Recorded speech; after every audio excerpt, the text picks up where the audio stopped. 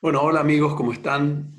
Después de haber pasado un año muy difícil y complicado el año pasado, no solo por los efectos estos negativos de la pandemia, y que seguramente también ha sido así para ustedes, sino también por la intensa y muy cargada actividad académica que hemos tenido, interviniendo en conferencias, seminarios, concursos docentes, exámenes, escribiendo algunos artículos y algunos libros que se van a publicar este año, etcétera.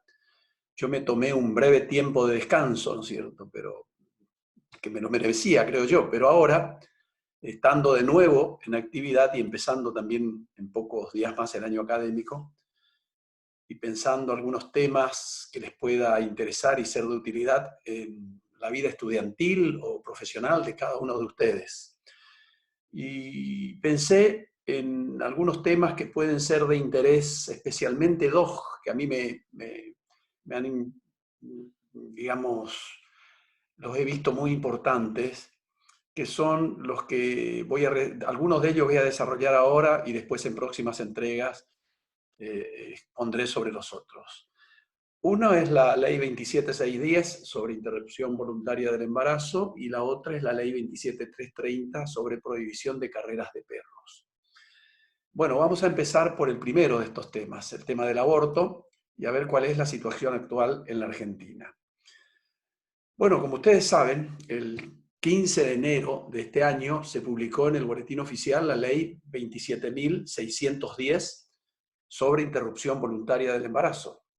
Es una ley mediante la cual la importancia que tiene desde el punto de vista penal es la desincriminación del delito de aborto que estaba previsto, ustedes recordarán, en el inciso segundo del artículo 85 del Código Penal. Bueno, habiéndole prestado atención a esta normativa, a esta nueva normativa, a mí me parece que la cuestión penal que ella introduce no habrá de causar, no tendrá muchos inconvenientes en el día a día, digamos así, de las mujeres o de las personas con capacidad de gestar, como dice la ley. Es decir, el aborto seguirá siendo lo que se entendió por él durante siglos, durante muchos años, más allá de la nueva denominación que da título a la ley, interrupción voluntaria del embarazo. Por eso yo pienso que, sin temor a equivocarnos, podemos llamar a este fenómeno que tenemos enfrente, podemos llamar aborto o simplemente interrupción voluntaria del embarazo. Las dos expresiones podemos usarlas sin miedos porque tienen un mismo significado. De hecho, en la misma ley que estamos analizando se usan los dos términos en forma indistinta. Lo que ha cambiado con la nueva normativa, me parece a mí lo más importante, es la categorización jurídico-penal que ahora tiene el aborto.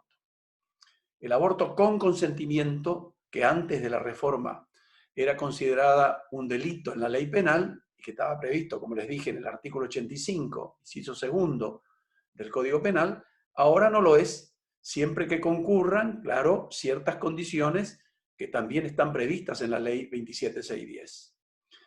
Los problemas que podrían plantearse con esta ley se concentran, según me parece, más en cuestiones administrativas, que son las que regulan o las que se regulan para el trámite que debe llevar todo el procedimiento de la práctica abortiva en los centros de salud. Por ejemplo, el problema del consentimiento informado, en especial en los casos de menores de edad, la objeción de conciencia del profesional antes y después del aborto, etcétera, que la cuestión penal propiamente dicha, ¿no? Por ejemplo, les voy a dar algunos ejemplos que son cuestiones que se podrían plantear en la práctica. Pensemos, por ejemplo, qué sucedería en aquellos casos en los que un médico realiza la práctica del aborto en forma privada, en su propio consultorio, pero con una contraprestación o por una contraprestación en dinero. Es decir, no en forma gratuita, como se establece en la ley, sino cobrando, como consulta profesional o directamente por la práctica completa. ¿O qué pasaría en aquellos casos en los que un médico que tiene suscrito un convenio con una obra social, que debe ser la atención o el servicio asistencial que presta, debe ser gratuito, realiza un aborto en forma privada por un precio determinado, no obstante estar adherido a una obra social? o bien aquellos casos en los que el médico realiza el aborto de una paciente que no tiene obra social y le cobra una suma de dinero determinada en su consultorio particular. O los casos en los que habría que distinguir la actividad médica de un médico, de un funcionario público, que es funcionario público al mismo tiempo, de uno que no tiene o no ostenta esta condición. O, por ejemplo, que habiendo firmado la objeción de conciencia, igualmente realiza en forma privada la práctica del aborto por un precio. Bueno, estas son todas cuestiones que seguramente se habrán de presentar en los casos que se darán en la vida diaria de todas las personas, ¿no? Pero que, digamos así, en una primera mirada, no tienen una relación muy directa, muy específica con la cuestión penal que nos interesa, salvo en algunos casos que serán o deberán ser analizados muy especialmente, muy puntualmente, donde haya alguna violación de alguno de los deberes u obligaciones que tienen que cumplir los médicos como funcionarios públicos en los centros asistenciales, y bueno, y que se deba ponderar si se va a aplicar o no el artículo 85 bis, que es un artículo nuevo que incorpora esta ley al Código Penal, como veremos más adelante en su oportunidad, ¿no?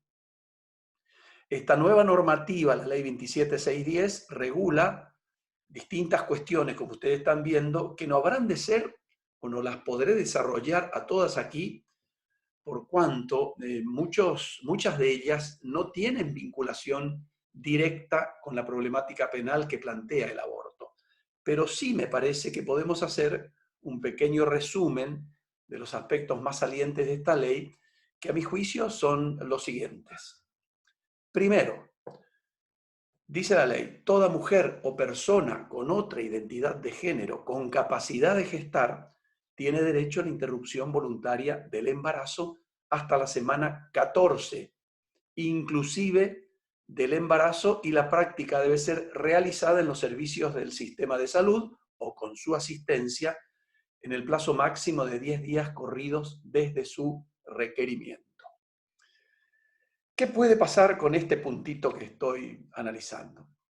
Aquí, como vemos, se implementa la posibilidad del aborto para aquellas personas que se encuentran abarcadas por la ley 26743 de identidad de género, la cual, como ustedes saben, autoriza a cualquier persona a rectificar el sexo y registrarlo, a cambiar de nombre, etcétera, estableciendo un régimen diferenciado para menores de edad. Aquí lo que importa, me parece a mí, es que la ley posibilita que una mujer que ha rectificado su sexo puede someterse a un aborto en las mismas condiciones que una mujer que no está comprendida en dicha ley.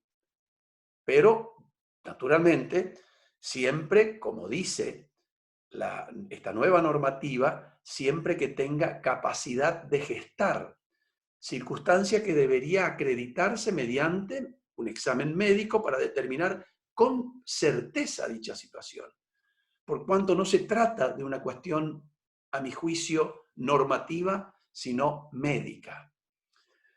La ley habla de persona gestante. ¿Y por qué aparece esta denominación o esta cualificación? Pero según nos parece, creo que pese a esto, la única persona que puede gestar es una mujer, no un hombre. Eso es lo que a mí, lo que tengo entendido, ¿no? Hasta por lo menos hasta hoy. Un problema que podría plantearse con esta cuestión se vincula con el tiempo de gestación.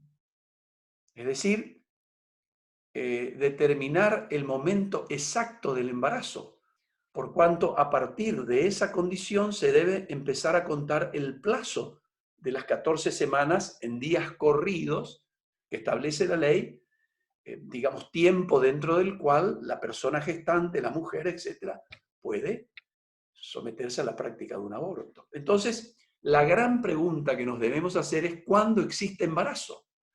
Eso es lo que hay que determinar. Para quienes adherimos a la teoría de la anidación, los que hayan leído mis libros en este tema saben que es así. Existe embarazo cuando el óvulo fecundado se adhiere en el útero de la madre, que es el momento preciso de la concepción.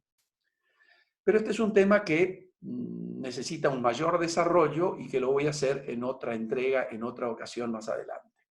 En segundo lugar, dice la ley, después de las 14 semanas de gestación, después de estas 14 semanas en que la persona gestante puede someterse a la práctica de un aborto, después ya no se puede hacer más como principio general. Pero ¿cuál es la excepción? Se podrá acceder a la interrupción voluntaria del embarazo después de las 14 semanas de gestación si el embarazo fuera el resultado de una violación o si estuviera en peligro la vida o la salud de la persona gestante, que es un poco lo que en el Código Penal anterior estaba establecido, y en alguna medida lo sigue estando en el artículo 86, el inciso segundo del Código Penal. Bueno, en este punto se deja aclarado que el aborto también se puede practicar después de esas 14 semanas de la gestación, pero únicamente en las condiciones establecidas en la ley. O sea, si el embarazo ha sido el resultado de una violación o existiere peligro para la vida o la salud de la persona embarazada. Este es un tema, me parece a mí, que también podría generar algunos problemas de interpretación, puesto que la ley no hace ninguna aclaración respecto del delito de violación, es decir, si la acción penal debe haberse iniciado, si se debe haber formulado la denuncia pertinente ante el sistema de justicia, etc. Vale decir que, de acuerdo a lo que establece la ley, es suficiente, ¿no es cierto?, que la mujer manifieste que ha sido violada, seguramente en una declaración jurada por escrito, como la del consentimiento informado, para que se active la autorización para abortar. Ahora, me parece que un problema podría presentarse cuando la víctima de la violación es una persona menor de edad o incapaz, o el delito hubiera sido cometido por un progenitor, etcétera, etcétera, entre otras situaciones que están previstas en el artículo 72 del Código Penal.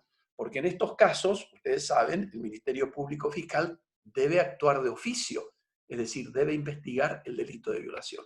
Pero este es un tema que se involucra directamente con el proceso penal respecto del delito de violación, de la investigación del hecho, digamos así.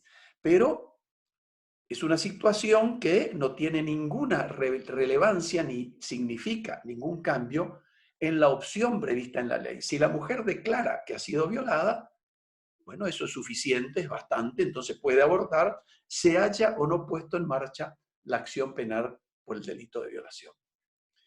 En tercer lugar, se prioriza el respeto a los derechos a un trato digno, a la privacidad, a la intimidad, dignidad, autonomía de la paciente y acceso a la información que debe tener la persona gestante. Esos son todos derechos que la ley establece que deben ser respetados en el servicio asistencial que se le presta a la persona que va a requerir o a pedir la práctica del aborto.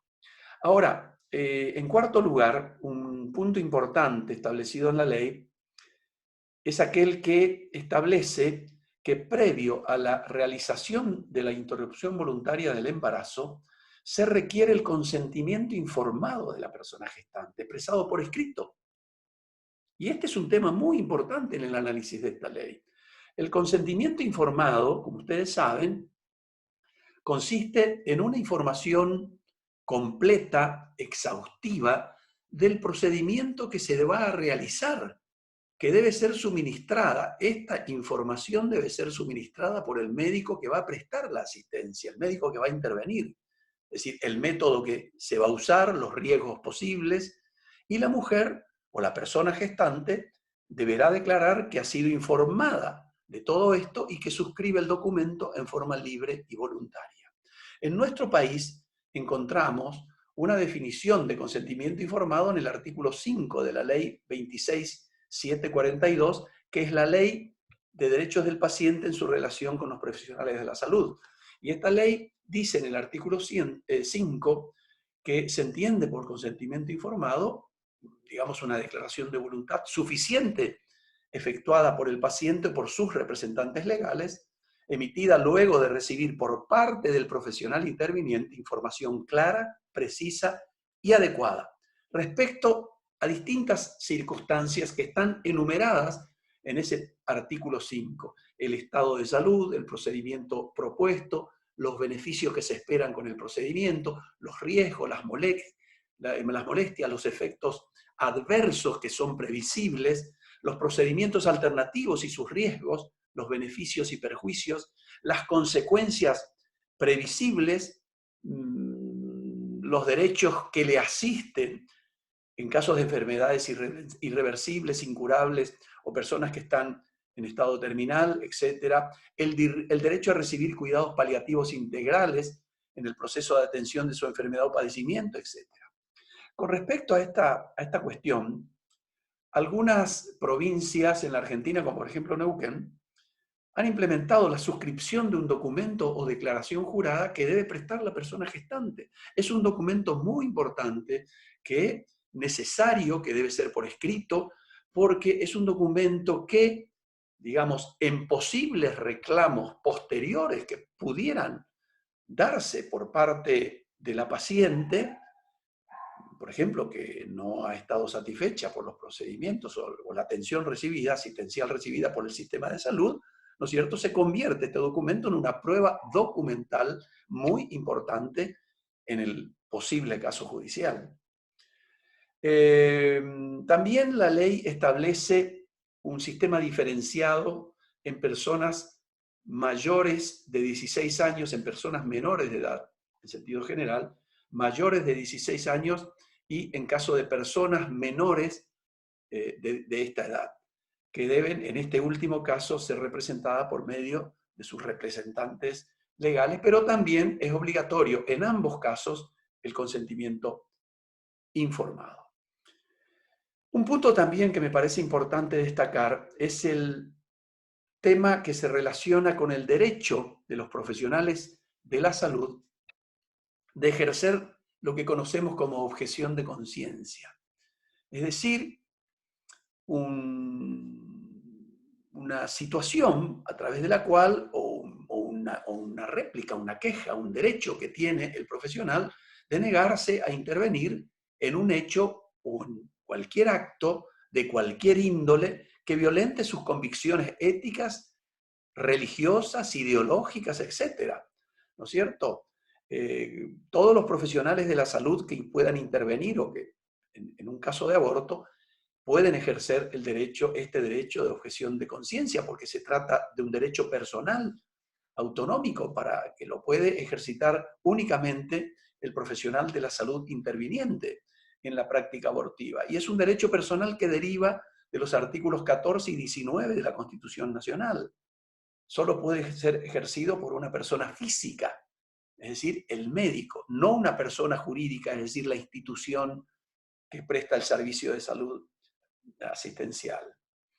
En estos casos, la persona o el personal médico, ¿no es cierto?, más allá de la discusión o el debate que se va a presentar en estos casos, tiene la obligación, es decir, digamos que ejerce el derecho de objeción de conciencia, tiene la obligación de realizar la derivación de la paciente que no va a atender para que sea atendida por otro profesional en las oportunidades sin ninguna oportunas, en el tiempo oportuno y sin dilaciones, dice la ley. ¿No es cierto? También desde el punto de vista penal, esta ley modifica los artículos 85 y 86 del Código Penal, que lo vamos a ver y lo vamos a analizar en otra entrega. Se sustituyen los artículos 87 y 88, aquel llamado aborto preterintencional, y el artículo 88, que es el aborto practicado por la propia mujer, etc. Se incorpora, como les decía anteriormente, un nuevo artículo, el 85 bis, estableciendo una responsabilidad penal del funcionario público o la autoridad del establecimiento de salud, profesional, efector o personal de la salud, ¿no es cierto?, que realice las conductas que están previstas en ese artículo. Indudablemente, todas estas cuestiones tienen su relevancia teórica y práctica. Son cuestiones que deben ser analizadas con atención, con detenimiento, pero que no podemos hacerlo ahora, pero que sí la vamos a hacer en próximas entregas. Iremos desarrollando todas estas cuestiones en la medida, ¿no es cierto?, que estén vinculadas directa o indirectamente con la problemática penal o procesal penal que se vayan presentando con respecto al aborto específicamente desde el punto de vista penal. Y esto lo haremos y lo haré en otras entregas más adelante. Así que por hoy, estimados amigos, con esta brevísima reseña, vuelo de pájaro, que les hice de los aspectos más salientes que me parecen a mí o más importantes de esta nueva normativa, doy por terminada la primera charla de este año 2021. Así que los espero en una próxima entrega que va a ser muy prontito. Cuídense de este coronavirus que nos acosa diariamente y les mando un gran saludo y hasta pronto. Hasta luego, hasta pronto.